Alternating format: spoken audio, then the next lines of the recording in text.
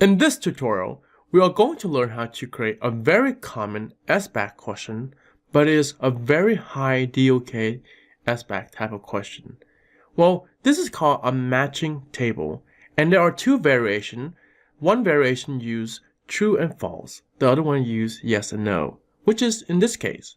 So here is the SBAC question for 6th grade level, and it is DOK 2, and we are going to recreate a question in a way that is very similar or more rigorous, and if we can, try to embed 21st century skill. So here in the real question, the student just checked yes or no.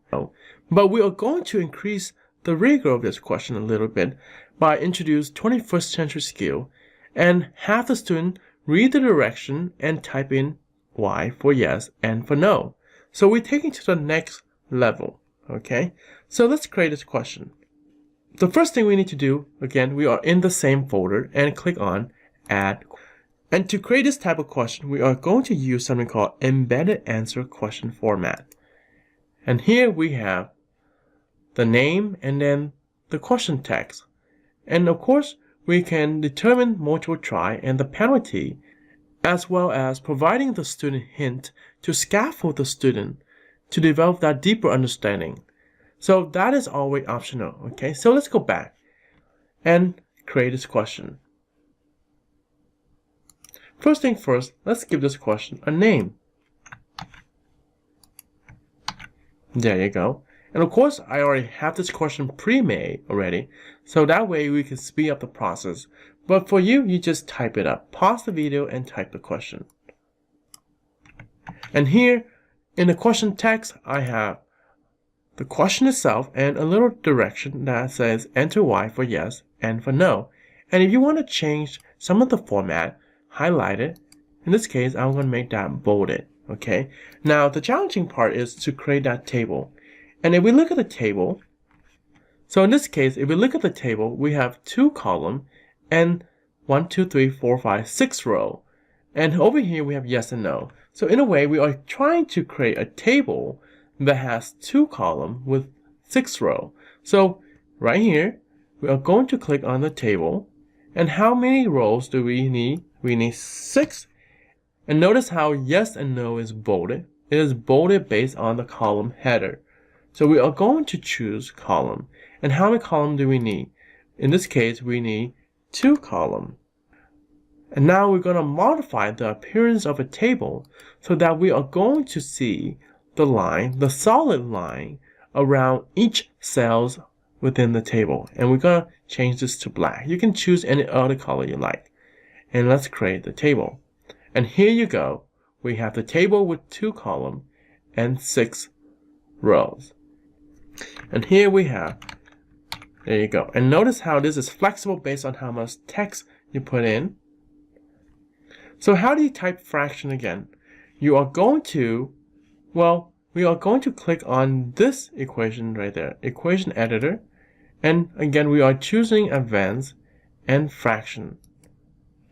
And again, we are typing a fraction that pretty much say -3 and 3/5.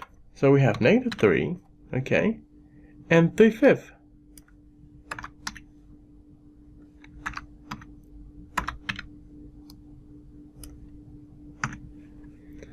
And we are pretty much saved. There you go. And that's pretty much all you have to do. And if you know that it's messing up your table, oh, don't worry about it. Just press a space, and now you are going to type in the number 1. And again, we have another fraction. So space. So now we are going to type the equation editor, again, fraction. And what do we have? 1/2.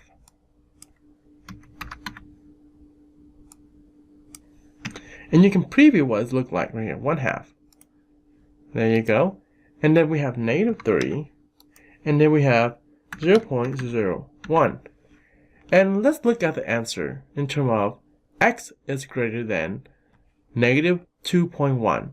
So our answer in this case, it is no. And this one is yes. And this one is yes. It doesn't matter if it's capitalized or not capitalized. And 1/2 is also yes, because that is a negative number. And then for -3, that would be no. And then this one would be yes as well. Now let's change this and make this into an answer. You just have to highlight it, click on the embedded or closed editor, and you just choose short answer. And notice how is case is not important.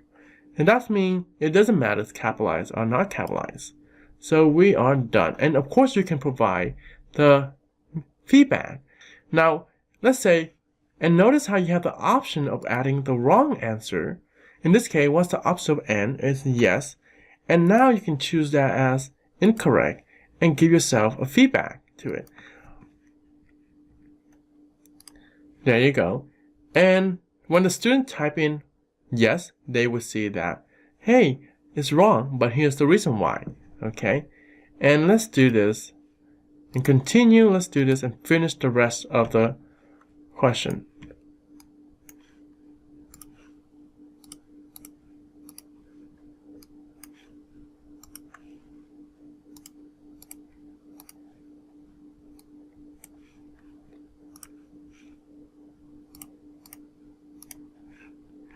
And pretty much we are done. And let's preview what this question look like.